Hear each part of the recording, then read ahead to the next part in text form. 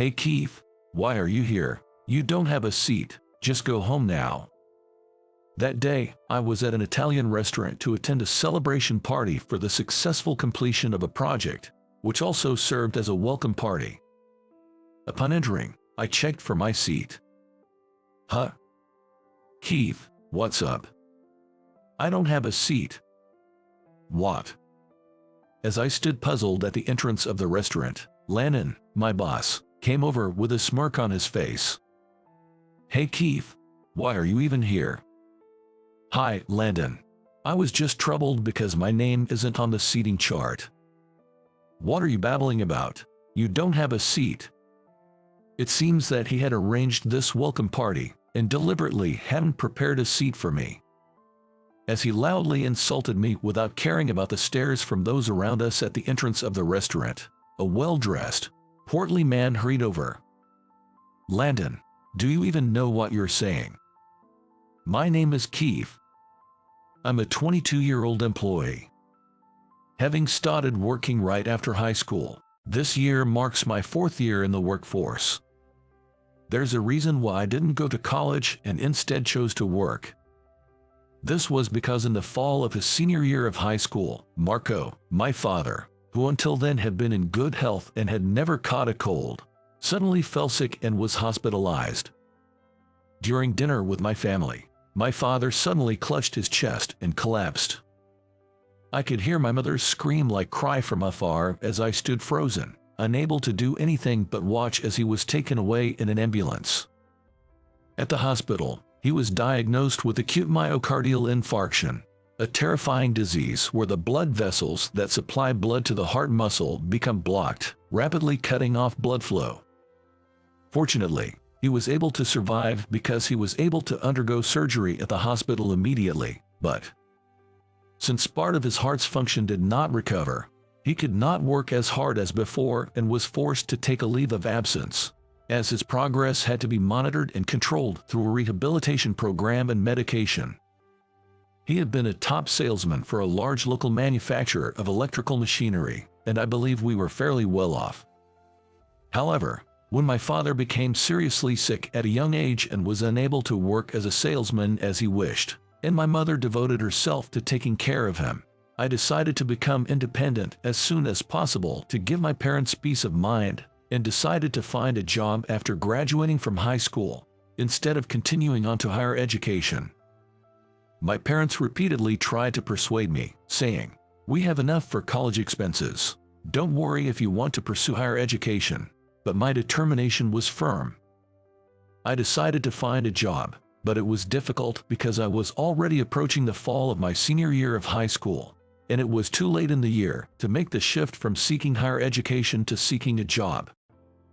Nevertheless, wanting to ease the burden on my bedridden father and my mother, who was devoted to his care, I aimed for a job that paid well, but it was difficult as the job openings themselves were already gone. That's when a glimmer of hope appeared.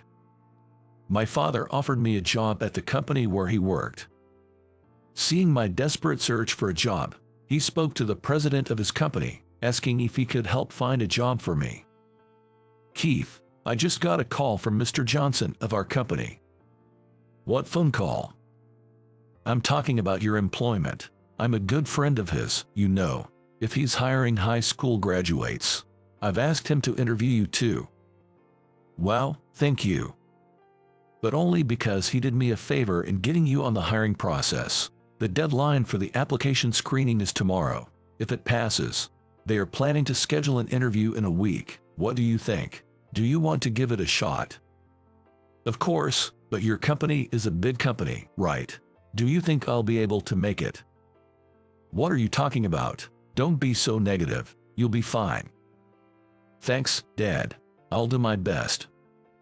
His company, Ibis Electric, was the largest in our area and a global leader in electrical machinery components. The starting salary for a high school graduate was significantly higher than any other job listing I had seen, and I was determined to get this offer to not let my father down. That said, of course, there is no special treatment, such as nepotism, and I was just told that there is a hiring window, and I have to pass both the application screening and the interview. just like everyone else. With my mother's help, I prepared my resume and the cover letter overnight and managed to pass the application screening. Then came the day of the final interview. Before I knew it, it was December, and the end of the fiscal year was approaching. This additional hiring meant there were fewer competitors than I expected. After a while, I was called into the interview room, where a portly, dignified man who seemed to be President Johnson was seated, along with 2 other HR personnel. I greeted them as practiced and delivered the self-introduction I had rehearsed countless times, facing straight ahead. Then, after fielding several questions and stumbling a bit, I believe I managed to respond confidently, showing the results of my interview practice. Before I knew it, the interview time had swiftly come to an end. An HR representative told me, "We'll contact you later by email regarding the result," to which I somehow managed to nod before leaving the interview room. I hurried to the hospital where my father was admitted, to report about the day. "Keith, how did it go?" "Well, honestly, I'm not sure. They said they'd inform me of the result by email later." Hearing my report, he quietly nodded. "Well, I don't know if you'll get a good job, but you're about to graduate from high school and go out into the world." "Yes." "Do you remember what I always tell you?" With a serious look, he posed this question. In response, I nodded deeply, indicating my understanding. Since I was young, he had incessantly instilled a particular lesson in me. Of course, we value our relationships with people and never forget to have compassion for others, right? Yes, that's right. Whether it's work, friends, or family, relationships between people are what matter most. As you go out into the world and engage with more people than ever before, if you always respect others and act with compassion, everything will go well. Also, I playfully interrupted his following words. Don't just think it, act on that feeling, right? I've heard it so much, I can already hear it in my mind's ear. All right, but if you've got it in your head, then you'll be fine. Dad, thank you for everything this time. I ended up needing your help after all. You don't have to say that, okay? It's because I got sick that I caused you unnecessary worry. It's a parent's responsibility to do the least they can. You're a smart guy, even without your parents' favoritism, and you have the right spirit. Don't forget, if your job search turns out successful, it's because of your own abilities. With those words, he smiled kindly. When the offer letter arrived at home later, my mother and I cried tears of joy together. I managed to secure a job just in time, right after my high school graduation. As a celebration of my first job, she left my dad in the hospital and took me to a steakhouse. The taste of that steak and my father's jealous face are memories I'll never forget. And so, I stepped into society full of great hopes as a working adult. Upon joining the company, my first assignment was in the sales department, where my father had once worked. Known as one of the most demanding jobs in the company, the sales department was also considered one of its most prestigious. On my first day, as I nervously introduced myself, I was greeted by a room filled with ringing phones and a tense, hostile atmosphere. Everyone's a bit swamped with work right now. Try to find something you can do and start by going through the training materials at your desk. Also, answering the phones is a rookie's job, so I'm counting on you. Yes. My colleagues and superiors were all busy, seemingly lacking the time and resources to train a newcomer like me. The job of sales was incredibly diverse, involving not only selling products but also handling corporate sales for large orders and coordinating with numerous suppliers to ensure a steady supply of necessary parts and materials. I proactively sought out tasks to learn and, following my father's teachings, I always put compassion for others first in my work. At first, I memorized the names and faces of about 40 people in the sales department within 3 days. I was the first to pick up the phone, making sure to capture all the details of the caller's request and relay messages accurately. Through small acts of consideration, taking the initiative to find work, and being the first to help where hands were needed. I constantly thought about what I could do and what others needed, and I kept on acting accordingly.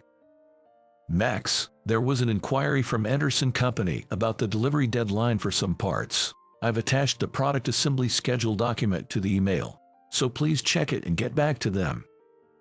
Keith, got it. Thanks a lot. Your work really covers all the bases. Things have somehow gotten easier since you came. No, it's not, but thanks. Yes, truly it is. I've been able to breathe a little easier thanks to you. Hey, how about you come with me to a sales call next time? Thank you. I'd love to join you. Thus, the gap between me and my senior colleagues and superiors, who might have initially seen a newcomer as a burden, gradually closed, and the tense atmosphere softened, leading to smoother communication. As a result, I got more opportunities to learn and rapidly picked up the job, and the joy of being assigned my own clients in record time, just 6 months after joining, is unforgettable. I also succeeded in securing several significant contracts by adopting a considerate approach towards clients and partners, who appreciated my attitude. Every time I closed one contract, I received more and more referrals from clients, and my sales performance improved remarkably. 3 years after I was assigned to the sales department, I had grown into one of the top salesperson in the company, competing for the top spot. All of this was thanks to my father's teachings. By the time I had matured into an excellent salesperson, his health had finally improved enough for him to return to work. Actually, after the 18-month sick leave benefit period had ended, he had already been working from home in an administrative role through remote work, but this time, he was making a full return to the office. Seeing him, dressed sharply in a suit and heading off to work after such a long time, moved me to tears. My father, who had suddenly clutched his chest and collapsed with a pale face 3 years ago, was then a little thinner, but just as lively as he used to be, greeting with various people at work. The entrance to the company's office building was crowded with people delighted by his return since the morning, and I was impressed, knowing that he truly was a top salesperson well remembered by Mr. Johnson. Everyone, I apologize for any concern you may have had about my health problems. I am back in full swing today and will continue to dedicate myself to the development of the company. Marco, we've been waiting for you. Congratulations on your return. Please continue to share your goodwill with all of us. Afterward, it seemed he was called by Mr. Johnson and briskly headed to the president's office. After watching him leave, I felt somewhat curious about his popularity and asked a senior colleague next to me for the reason.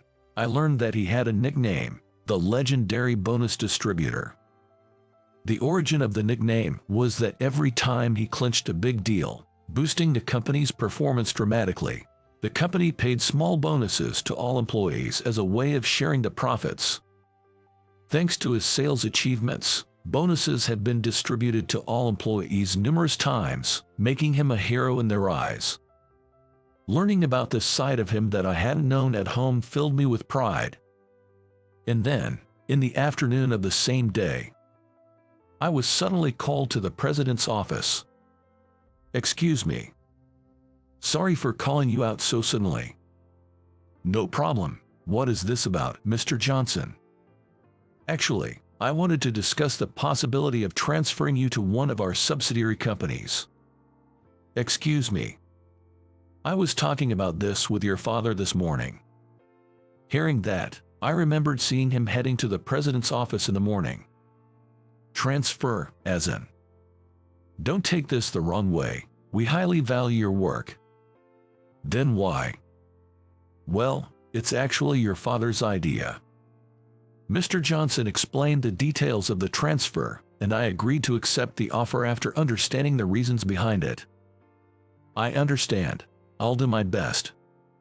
Thus, as my father returned, I was transferred to the company by Mr. Johnson.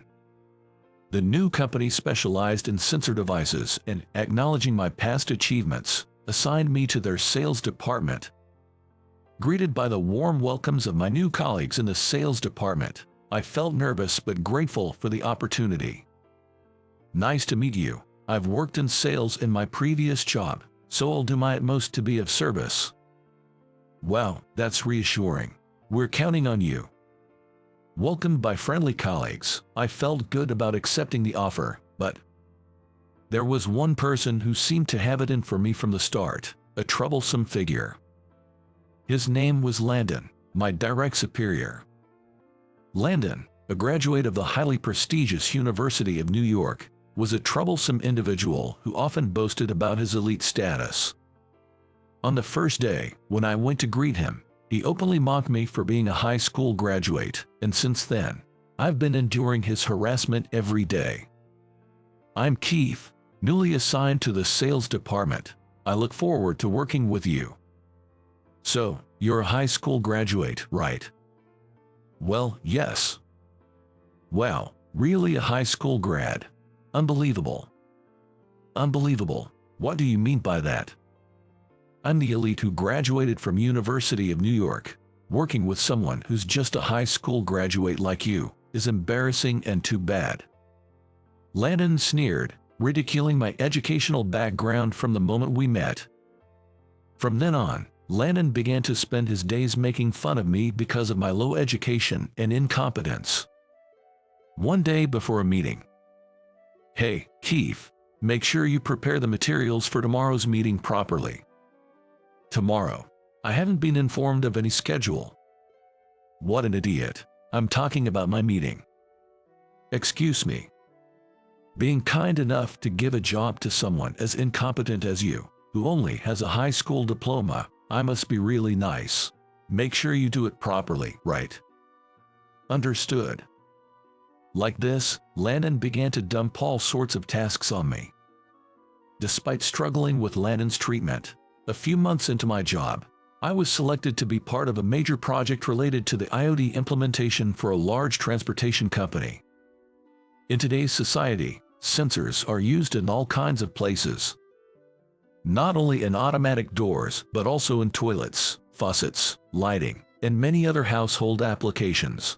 The advancement of IoT is being pushed forward in various scenarios, and it's no exaggeration to say that the future of our business hinges on the success of this venture.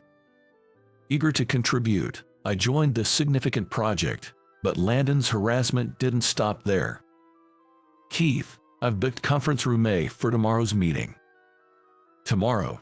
What's the meeting tomorrow for?" "What are you talking about? There's a pre-presentation executive report tomorrow, right?" "Wait a minute. I was told that the meeting is scheduled for the day after tomorrow." "What? Not this again. What a hassle."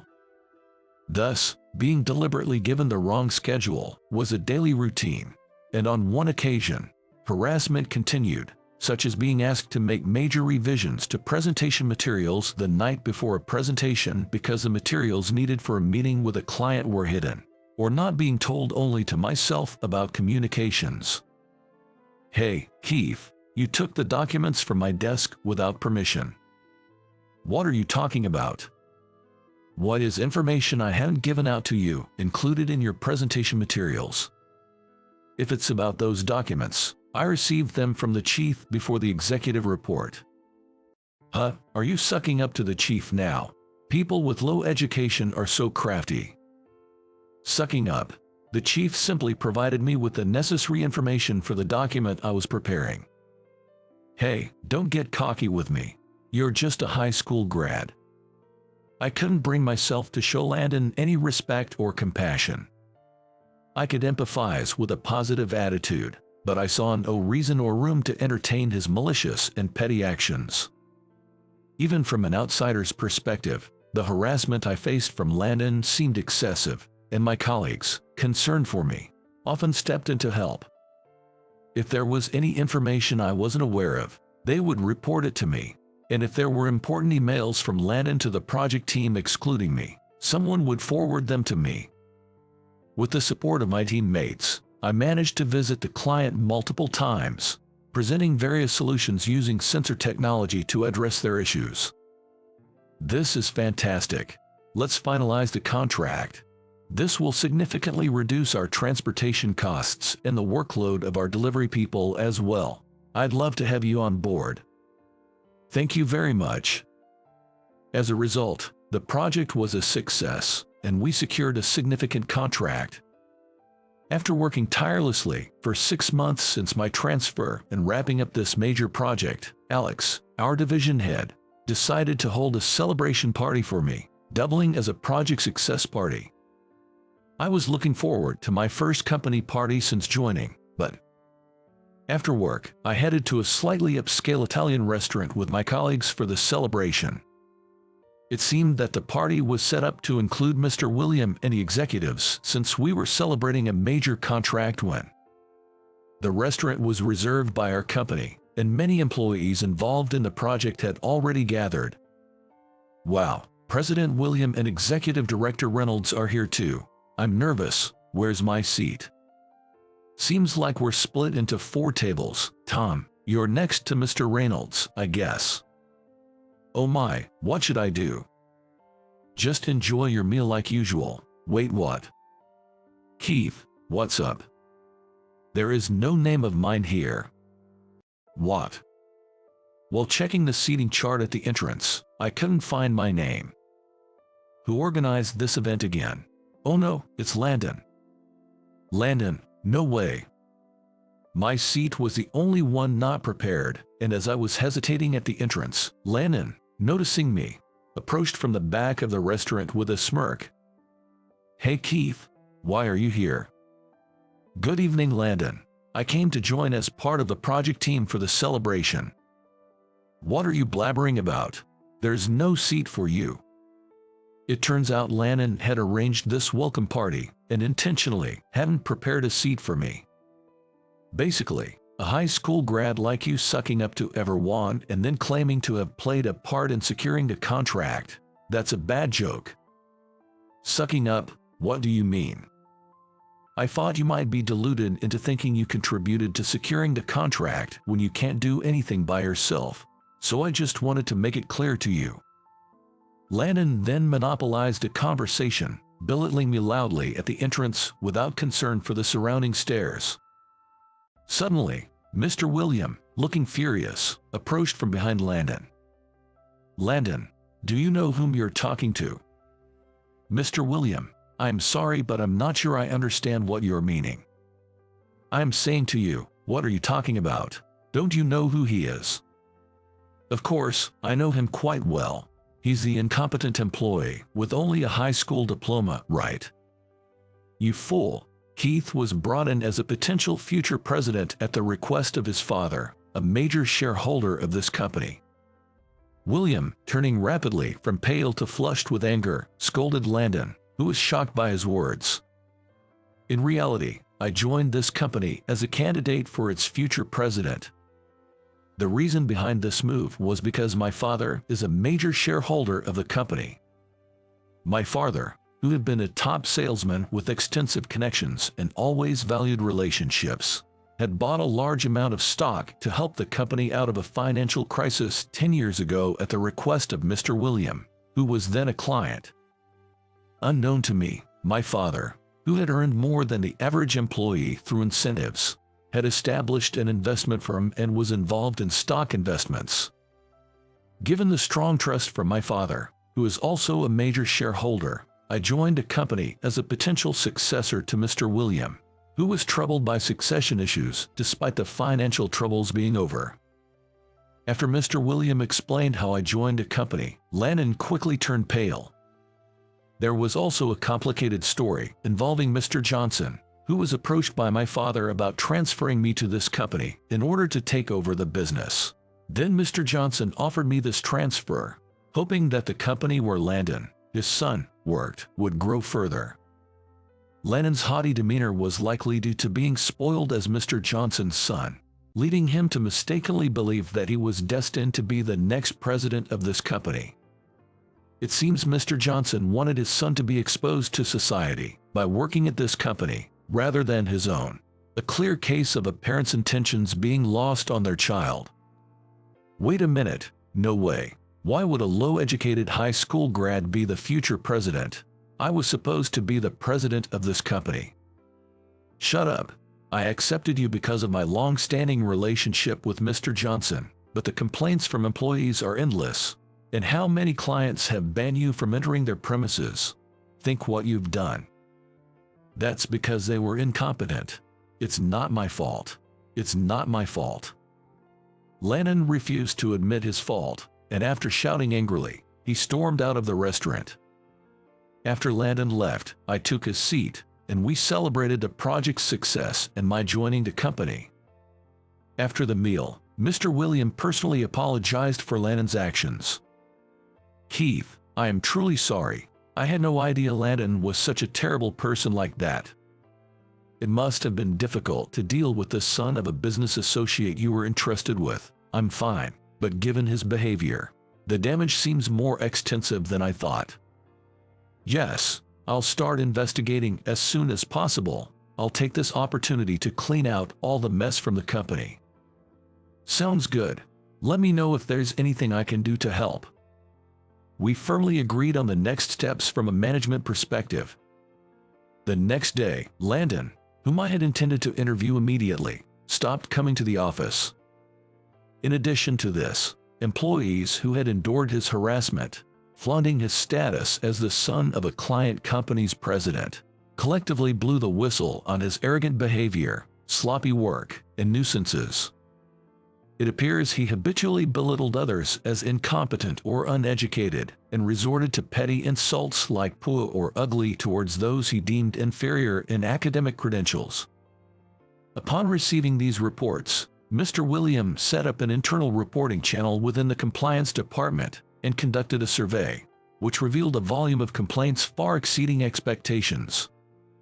Efforts were made to verify the facts with Landon himself, but he continued to refuse coming to work. Incredibly, he claimed to have suffered mental distress due to unfair admonition from the company and demanded compensation. The company, of course, did not entertain his claims and dismissed him for his refusal to attend work. Even after his dismissal, Landon was reportedly blustering about unfair dismissal and vowing to fight back with legal action. However, Mr. Johnson, Landon's financial backer, and his father disowned him, and rumors suggest he has since been cast out and left destitute. This situation underscores the critical importance of interpersonal relationships in the workplace. This experience has profoundly reminded me of the value of caring for and cherishing others. Moving forward, I remain committed to empathy and compassion. I'm going to continue to work hard every day, never forgetting to be considerate of others and feeling responsible as the next president of the company.